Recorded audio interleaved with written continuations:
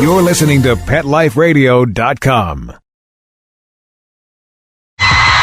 I am Seth Peterson. Hi, I'm Debbie Hedren. I'm Rhonda Schwartz. I'm Doris Roberts. This is Jessalyn Gilson. Hello, I'm Victor Webb. Hi, this is Charlotte Ross. Hi, this is Ed Begley Jr. What's up, you guys? This is AJ from the Backstreet Boys. Hi, this is Shannon Elizabeth, and you're listening to Talkin' Pets. Talkin' Pets. Talkin' Pets. And you're listening to Talkin' Pets. Talking Pets. Talking Pets. With Jon Patch. Jon Patch. You're listening to Talkin' Pets with Jon Patch.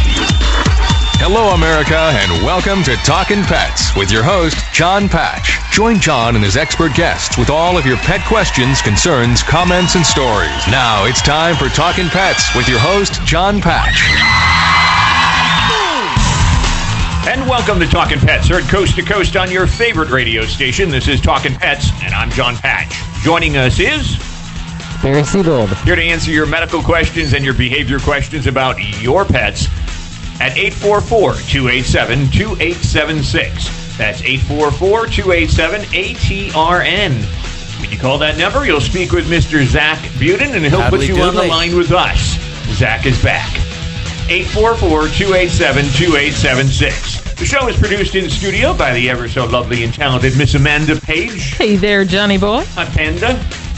We have a special guest joining us this hour, actually two of them. Coming on first off will be the author, actually, of The Rabbit Raising Problem Solver, Karen Patry. We're going to be talking with her about rabbits. So if you have one or want to get one, now's the time to tune in. Plus, we're going to be giving away some of her books. Also coming on will be Jan Creamer. She's the president for Animal Defenders International. We're going to be talking about the horrific acts that are being done with monkeys right now in a laboratory in Florida. So stay tuned for that. But the show is brought to you in part by Earth Friendly Natural Pet, the #1 stain and odor remover in the country. That's Earth Friendly. Once again, I'm Jon Patch. Barry Seabold. And Amanda Page. And this is Talkin' Pets. And on up into outer space, yeah. Baby bunny, hop, hop a doody boo. Baby bunny, ooh, oh, oh. Baby bunny, hop, hop a doody boo. Baby bunny, ooh, oh. And once again, you're listening to Talkin' Pets. I'm Jon Patch. I'm Barry Seabold. And Amanda Page. I almost don't want to interrupt the song. Hip hop hoppity doo. I kind of like it. The hip hop? Oh, that was a nice ending. Well, once again, you're listening to Talkin' Pets. I'm Jon Patch. I'm Barry Seabold. And I'm Amanda Page. And I'm Zach Buden.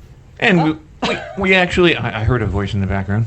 And we want to introduce you to the program right now. We're going to be talking with the author, of course, of The Rabbit Raising Problem Solver. Now, all your questions answered about housing, feeding, behavior, healthcare, breeding, kindling by Karen Patry. We want to welcome onto the program the author of the book, Karen. Hey, Karen, how you doing? How are you doing? Fine. We're doing wonderful. It's nice to have you on the air with us. Thank you. Now, your book is put out by Story Publishing, right?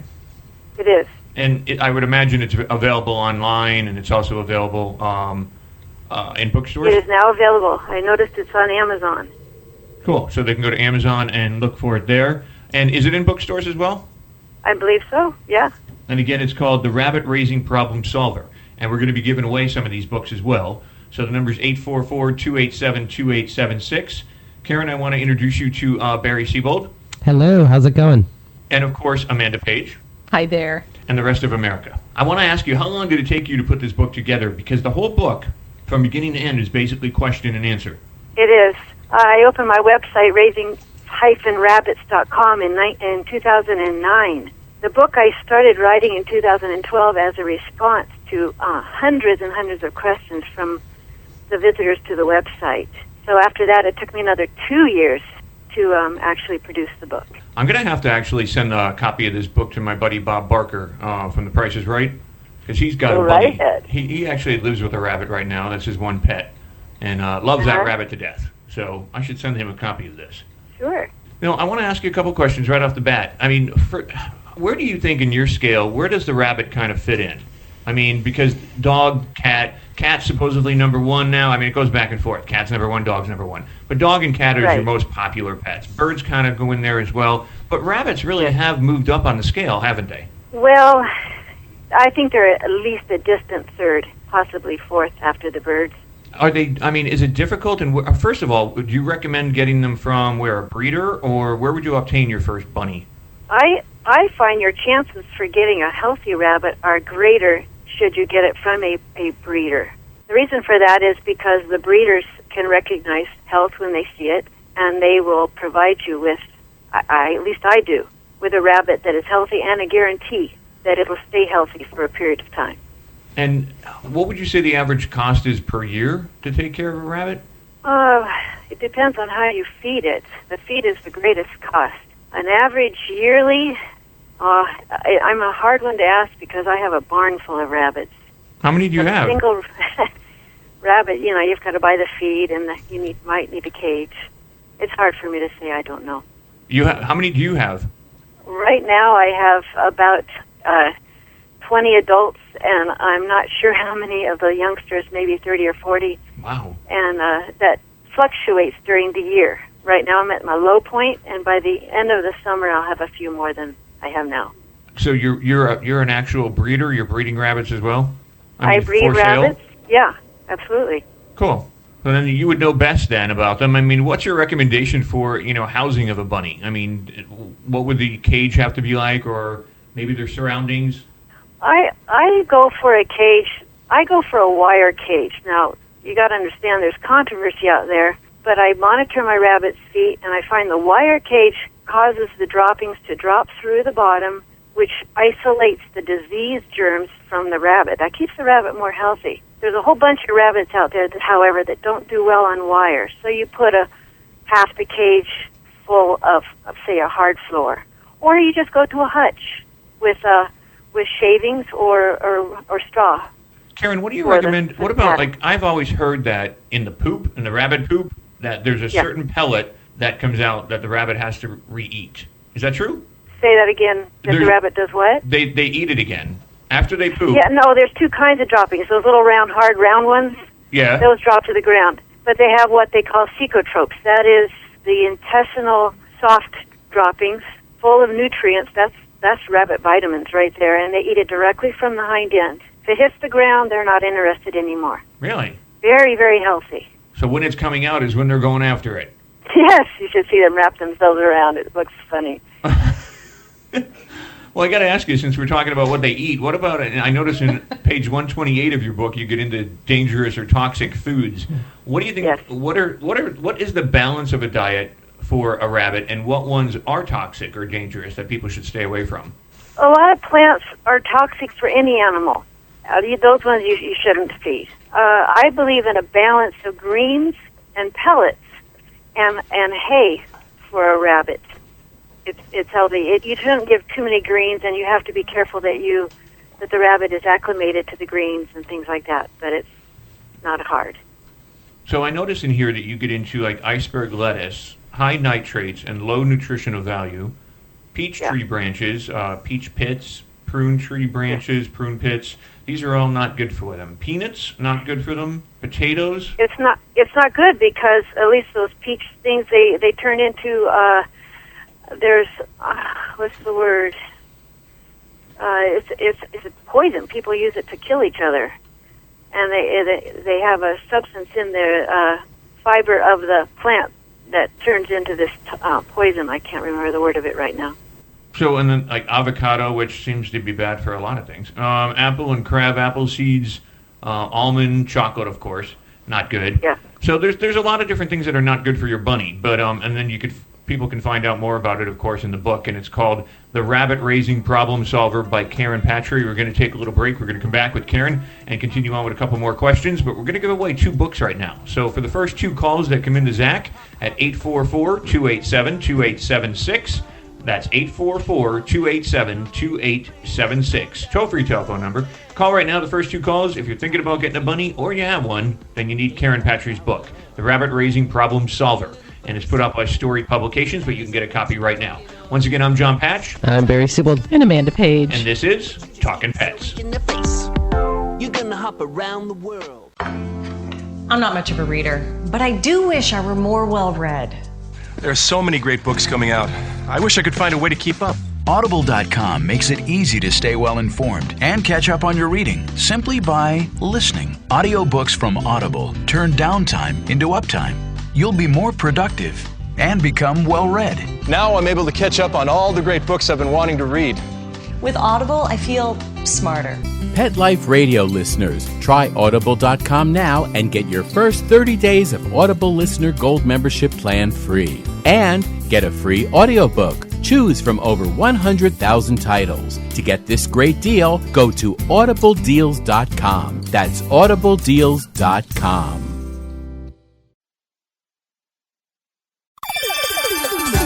Let's Talk Pets on PetLifeRadio.com. Hooray for Hollywood! That's Hooey Valley, Hooey Hollywood, where any office boy or young mechanic can be a panic with just a good-looking pet.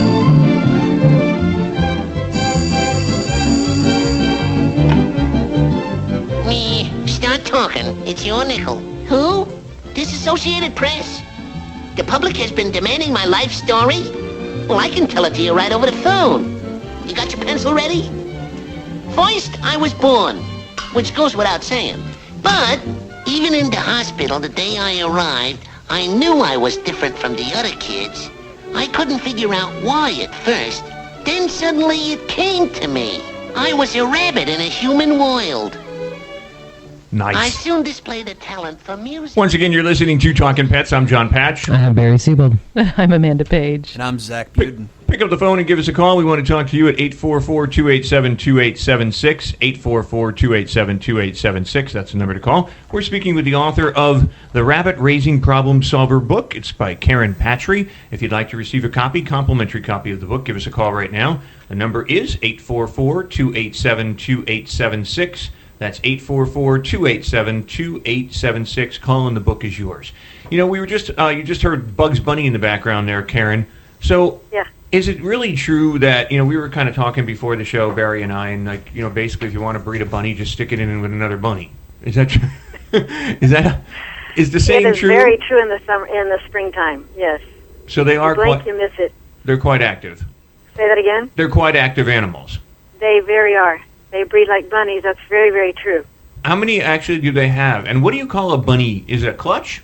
No, it's a litter. A litter, okay. How many? Yeah. What's the average amount in a litter? They usually have anywhere from 3 to 10 or more, depending on the breed. And can you mix breeds? Well, yeah, a rabbit is a rabbit, but it depends. Why would you want to scramble genetics if you had a purpose for your rabbit? John likes to do weird stuff like that. That's not true. It's all good. It's just a question that I know would come up. I mean, from certain people listening, they'll be like, if I get this kind of breed, there's really a lot of breeds out there of bunnies, right? A lot of different ones? 48 in the United States. 48? The latest is the lionhead. The lionhead. The lionhead, it is so cute, with a big mane around, just like a lion. Can they withstand any type of temperature, hot or cold rabbits, or do they need a certain kind of climate?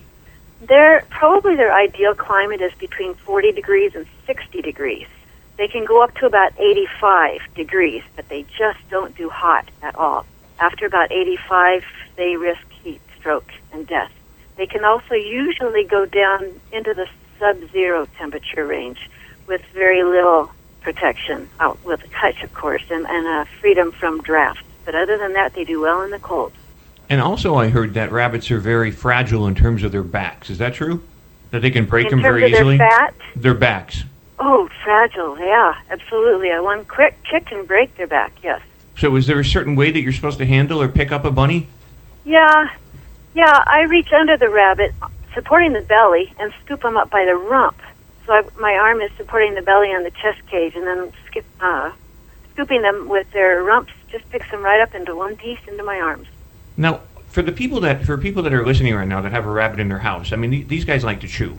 So besides carrots or something of that aspect, they might be chewing on cords, electrical cords, and stuff like that. What's your recommendation to actually stop them from doing something of that? I mean, you don't want to electrocute the bunny. That's the problem. You can't stop a rabbit from chewing, so you have to protect the cords. And they have cord protectors in pet shops and stuff where you can use at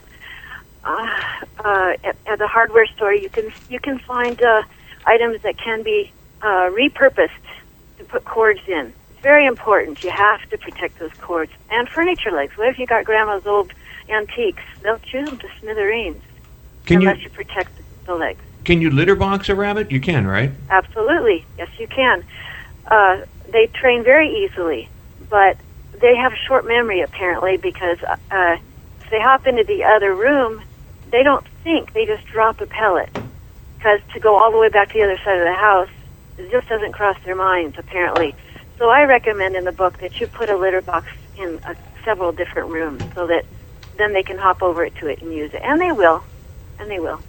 Well, if you'd like to receive a complimentary copy of the book, call right now, and it's yours at 844-287-2876, the number 3 caller to call into Zach, and we're going to send you out a copy of the book. 844-287-2876. 844-287-2876. Call right now, and the book is yours, The Rabbit Raising Problem Solver. It's by Story Publication, and the author is Karen Patry. We're speaking with her right now about rabbits, and we've pretty much gotten the diet down. We talked about that. We talked about the housing and everything, and with how long is gestation once a female, and what is a female rabbit called?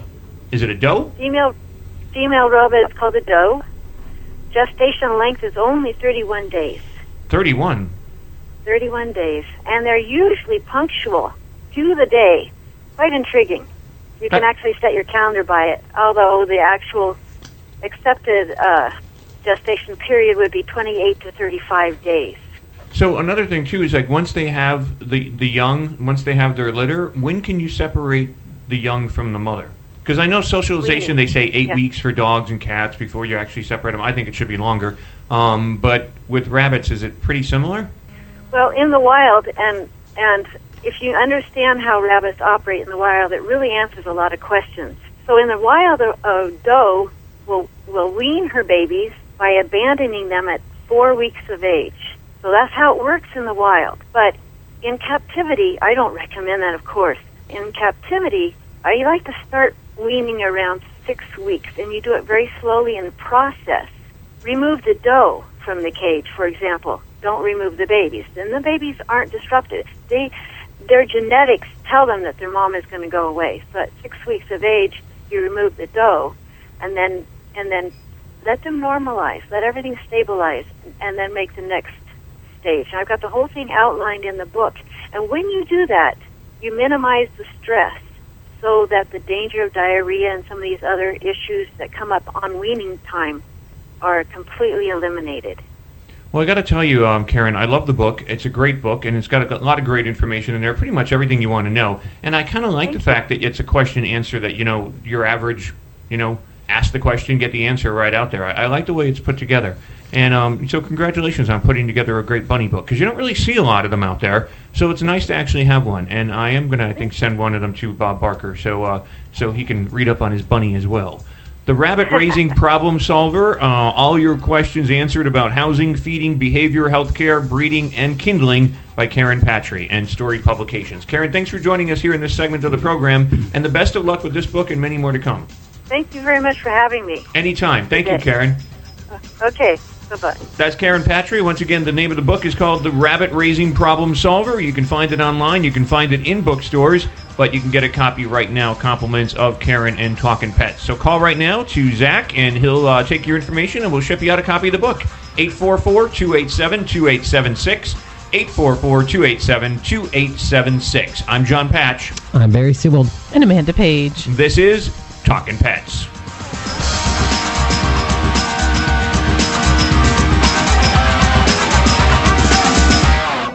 Introducing the new Bret Michaels Pets Rock collection exclusively at PetSmart. I created it for the pets that rock your world. Shop the Bret Michaels Pets Rock collection and celebrate PetSmart's 25th anniversary with up to 25% off thousands of items on the PetSmart site. Plus free shipping on orders of $49 or more. Go to PetSmartDeal.com. That's PetSmartDeal.com. PetSmartDeal.com.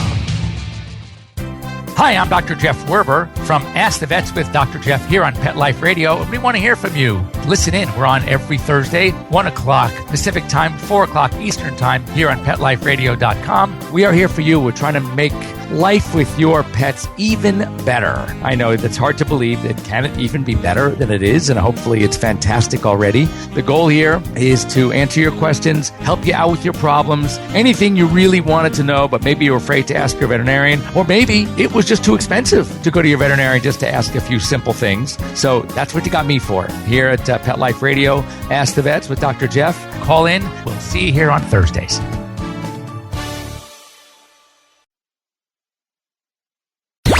Let's talk pets. Let's talk pets On Pet Life Radio. Pet Life Radio. PetLifeRadio.com. With this hour's Talking Pets news from the USA Today, here's your host, Jon Patch.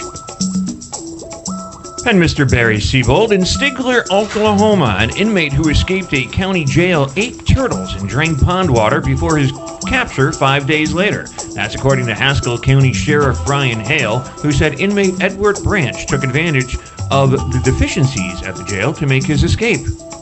So much for those turtles. Right. In Naples, Florida, an elementary school went on a brief lockdown after black bears were spotted in the area. Collier County Public Schools spokeswoman Jennifer Weimer told the Naples Daily News that officials closed all but one of the gates at Big Cypress Elementary School campus Wednesday morning. And in Ashburn, North Carolina, the North Carolina Zoo reported it needs $60 million in improvements in the next decade and wants the state to borrow $40 million to fix maintenance problems and add new attractions to keep the zoo competitive. In Honolulu, Hawaii, the State Department of Land and Natural Resources said it's strengthening its ability to penalize those who intentionally or negligently damage coral on a large scale. The department said new regulations will tighten the state's ability to enforce rules. The rules taking effect will also stiffen penalties for damage. In Rock Springs, Wyoming, horn and antler collectors can return to some state land west of the Continental Divide. Gathering was banned from January 1st to April 30th on the state land and most other public land west of the divide to avoid stressing wildlife during winter months when they are most vulnerable. In Bangor, Maine, a police officer with a makeshift lasso is credited with nabbing a racehorse that escaped from its stall at the Hollywood Casino racetrack. Officer Jose Vidari made a lasso out of a piece of rope from his cruiser and placed it around the horse's neck. In Lakewood, Washington, 6 police dogs have been equipped with protective vests thanks to donations through a Massachusetts organization called Vested Interest. In Columbia, Missouri, Kenneth Henderson, 70, an alligator handler, pleaded guilty to 7 counts of keeping dangerous animals without proper registration. I guess they got to give you back. Once again, you're listening to Talkin' Pets. 844-287-2876. 844-287-2876 is the number. Don't forget, we're giving away a copy of the book by Karen Patry. So if you call right now, we're going to send you a complimentary copy of The Rabbit Raising Problem Solver. So call right now and it's yours. Check us out at talkinpets.com and please join us on Facebook and Twitter. The icons are right there at the top of the homepage. Right now, you're listening to Talkin' Pets. Cause I'm happy, clap along if you feel like happiness is the truth.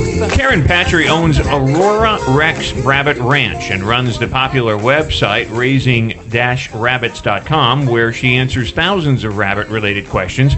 A member of the American Rabbit Breeders Association and the National Rex Rabbit Club, she lives in Port Angeles, Washington. And don't forget, you can get her book online. You can get it in bookstores, but we're giving 2 away right now. So if you want to call, the book is yours. The Rabbit Raising Problem Solver. Just call Zach, our producer, and we'll send you out a copy of the book.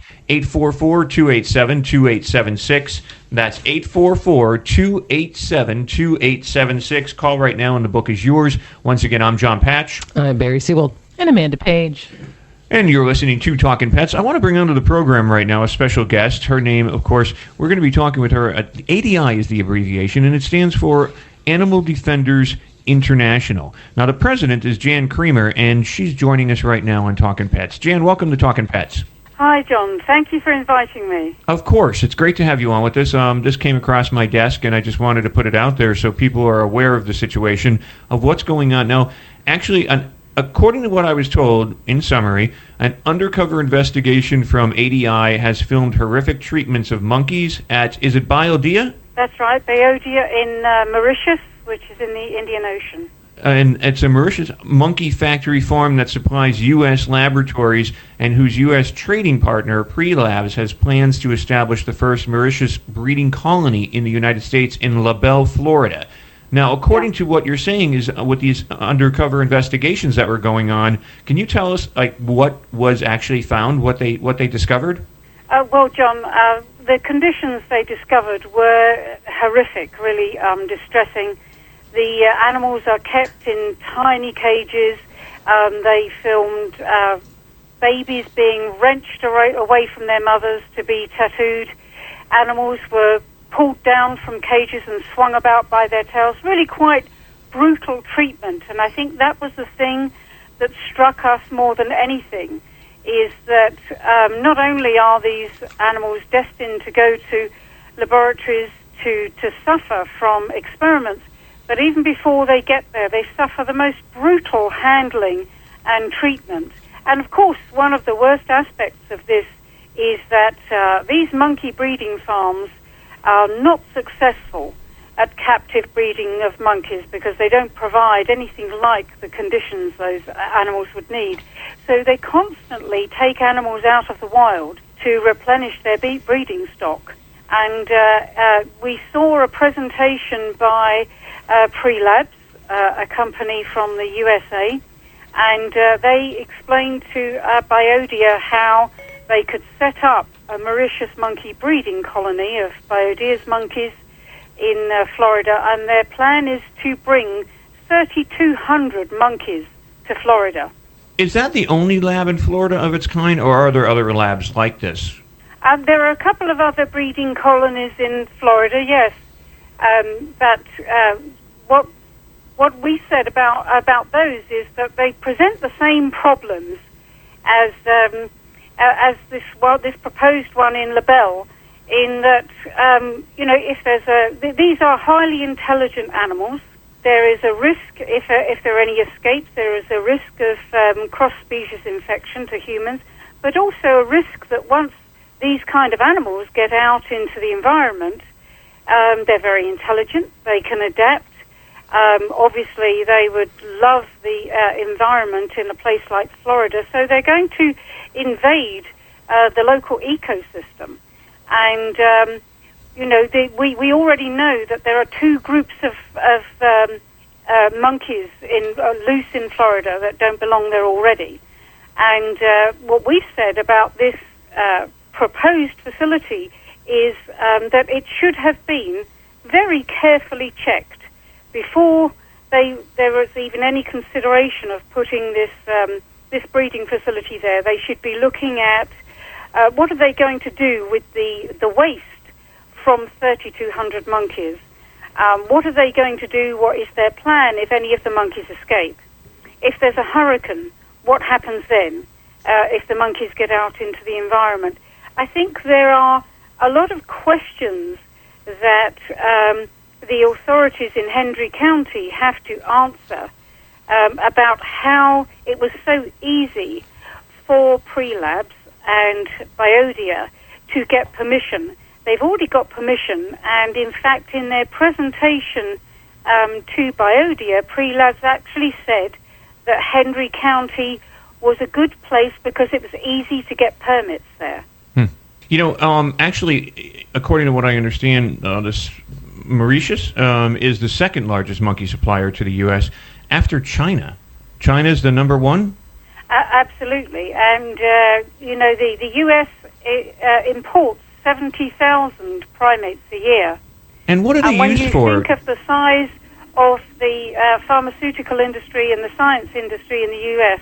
and compare that, say, with Europe, Europe with its 23 nations uses 10,000 monkeys a year and has recently passed legislation. The use of primates needs to be phased out, and they're going to start phasing out immediately the use of baby monkeys born of wild-caught parents. Yet in the U.S., with a similar-sized industry, they're importing 70,000. I think that there are a lot of questions to be asked about the import of these animals. Again, with China and with all of the so-called captive breeding operations in Asia, we have found that these captive breeding operations are actually constantly taking animals from the wild. These kind of numbers are not sustainable. Jan, what are they used for in terms of, like, when you were talking about research and tests and everything? What do these labs actually use them for? They use them for safety testing, which is where you take a product that's been developed for use in humans and you test it in a range of animals. So you test it in rodents, in possibly beagle dogs, in primates. And what we've been saying about this is that this so-called system of third species testing, like you might have in primates, those tests can be replaced by advanced alternatives. The majority of safety testing and animal testing is now high technology, advanced scientific techniques like analytics and computer modeling. So, it's not even necessary. It might be cheap, but it's not even necessary to use these animals for safety testing. There are alternatives available. But they're also used for other modeling of diseases where they create not a real disease, but a model of a human disease, and they try and put it into animals, and then they test that and try to predict whether that's going to have a similar effect in humans.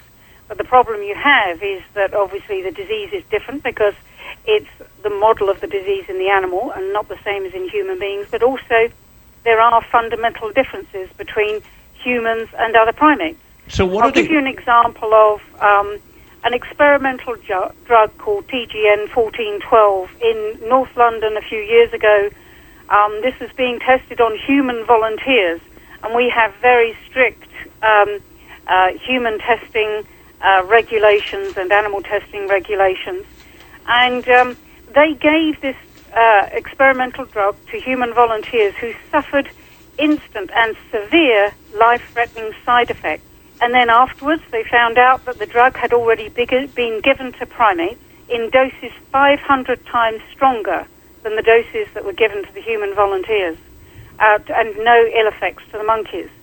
But what they could have used is a system called accelerator mass spectrometry, AMS, which is a highly sensitive analytical system where the human volunteers could have had micro doses, tiny, minute doses of the drug, and then that could have been measured in them, and they would have had no side effects. So, there's no excuse really for the United States as a technologically advanced country to be using 70,000 primates a year. I mean, the fact is the use of animals in research is a crude method. It was developed over 100 years ago when people couldn't think of any other way of testing something. We now have better methods available. Well, there's definitely better ways of doing it. Jan, don't go away. We've got to take a little break. When we come back, we're going to continue on conversation here with Jan Creamer. She's the president of ADI. That's Animal Defenders International. We'll be right back. If you've got a question or a comment, we welcome it in at 844-287-2876. Dyson. The new Dyson Animal Vacs are powerful bagless upright vacuums for homes with pets. Air muscle and radio root cyclone technology generates the strongest suction power to powerfully remove dust, dirt, and pet hair from the home or car. To order your Dyson Animal Vac, go to DysonDeals.com. DysonDeals.com to order your Dyson Animal Vac today. Dyson. Music to your ears. Victoria Schaefer, aspiring actress, babysitter extraordinaire, college student, and animal enthusiast, is on her own for the first time in New York City. Follow Victoria and her two dogs, Rue and Echo, as she cares for her furry friends and juggles home life and career, all the while managing to survive in the world's most hectic city. The exciting animal adventures and secret stories from both ends of the leash that make up the Tales of the City. Every week on demand, only on PetLifeRadio.com. Let's talk pets. Let's talk pets On Pet Life Radio. Pet Life PetLifeRadio.com. Radio. Cause all of me loves all of you. Love your curves and all your edges. All your And once again, you're listening to Talkin' Pets. I'm Jon Patch. I'm Barry Siebold. And Amanda Page. Much better. Yes. Once again, you're listening to Talkin' Pets. Give us a call at 844-287-2876. That's 844-287-2876. So pick up the phone, give us a call. We're speaking with Jan Creamer. She's the president of Animal Defenders International. That's ADI. You know, Jan, I wanted to ask you, what can the average person do to help cease something like this happening? Is there something in particular that the average person can do to stop the labs from doing this testing?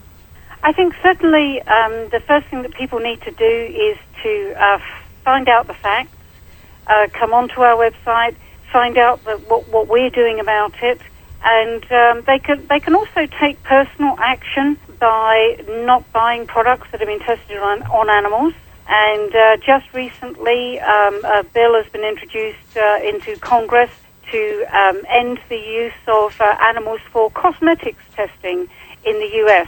And you may know that over the last 15 years or so, there's been a very successful campaign in the European Union, and we've now banned cosmetics testing on animals in the EU, and also the selling of cosmetics that have been tested on animals are no longer allowed in the EU. And we'd like to see the US do the same thing. That's a very good, positive step.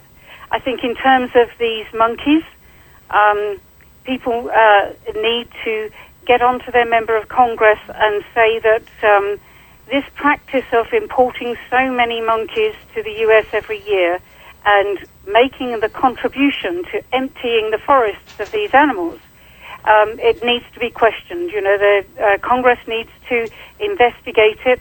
The public need to know who's importing the animals, why they're importing the animals, why so many, why people aren't using alternative technologies instead of using animals.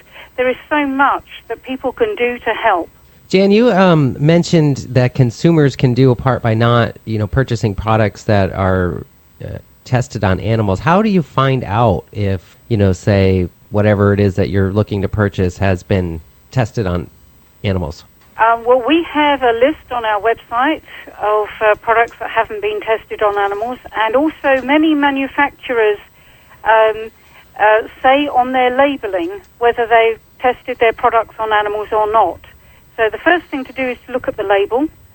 And secondly, if you're not sure, we will always help. If people want to call our office or come onto the website and look at the lists of cruelty-free products that we have, there is lots of information we can provide to help people with that. Jan, how do they do that? What is your website? I know I have it posted. There's information at talkinpets.com on the news section about everything that we're talking about, actually, press releases and everything, if people want to check it out and follow it more. But so far, about 142 people actually went through it. But how do people actually go directly to your site? Our website is ad-international.org. And if they come on to ad-international.org, they can either use a search to look for the list of non-animal tested products, or they can just look through the website and it's there on there to say where to go. Well, Jan, I want to thank you for putting some light on this for my listeners across the country so people are aware of what's going on. And by visiting your website or going onto mine, talkinpets.com, they can find out more information. But I want to thank you for taking the time to spend with us, and I look forward to continuing on the conversations with you and everything that ADI is doing out there to help the animals. Thank you so much, John, for having me on today. Anytime. Thank you, Jan. A great pleasure, and thanks for everything that you're doing. Thank you. That's Jan Creamer, the president of ADI. Once again, you can go to talkinpets.com. There's information right there, and you can check it out. But that was Jan Creamer, once again, the president for ADI. That's Animal Defenders International. So it's interesting, Barry. I mean, everything that the average person is not aware of. I mean, I wasn't aware that the U.S. imports that many primates. And second to China. Yeah, I had no idea. So, and it's interesting because I was looking at some of the stuff, cross-species infection, laboratory monkey to human disease transmissions. I mean, you talk about becoming zombies. I mean, I know. You kind of wonder. That whole thing, when she said, what do they do if they get out? And since we live in Florida and they're trying to open that thing here, all I kept thinking was, Planet of the Apes. Planet of the Apes, yeah. It's going to start here in Florida. Florida, we're always in trouble, I swear. I mean, there's the B virus, herpes virus, the SIV simian immune deficiency virus, Ebola is another concern, yellow fever, dengue fever. Is it? I always wonder, is it dengue or dengue? Dengue, right? Oh. Dengue. So dengue fever, tuberculosis, and a bunch of other things, actually. So there's, you got to be careful. I mean, and these monkeys are being experimented on and being injected with stuff and everything. One gets out, you just never know. Well, if they're running towards you, just don't let them bite you. That's all. Oh, that's so easy to do. Excuse me, Mr. Come on, Monkey. John. It's simple as that. You throw a banana, and they'll go after it. Yeah. They will. No, they love the bananas. It would be like, here, take Barry. He's cuter. Well, I mean, that is Bite true. Barry. That is true. I'm not going to, And he is Barry's younger, sweet. so I mean, maybe his immune system will hold it off more than me. I'm old. Wow. But no, all joking aside, it's great what ADI is doing, and it's nice to be able to shed some light on this. And there's some other things going on out there too, like Animal Defenders International is welcoming a Travel Exotic Animal Protection Act introduced by Congressman Jim Moran. You can find out more information on their site about that as well. But once again, spay and neuter your pets and help control that pet population. From myself, Jon Patch, Barry Siebold, and Amanda Page, and Zach Buden. If you're out there looking to get a pet, make sure you go to your local animal shelter and adopt a pet from there or your rescue group. But thanks for joining us here in this hour of the program. Thanks, another special thanks to the author Karen Patry, the rabbit-raising problem solver. We have one more book to give away. If you call Zach right now, it's yours. 844-287-2876. Call and the bunny book is yours. The Rabbit-Raising Problem Solver by Karen Patry. And a big thanks to Jan Creamer, of course, the president of ADI. Once again, check out our website, talkinpets.com, and please join us on Facebook and Twitter. Bye for now. Let's Talk Pets, every week on demand, only on PetLifeRadio.com.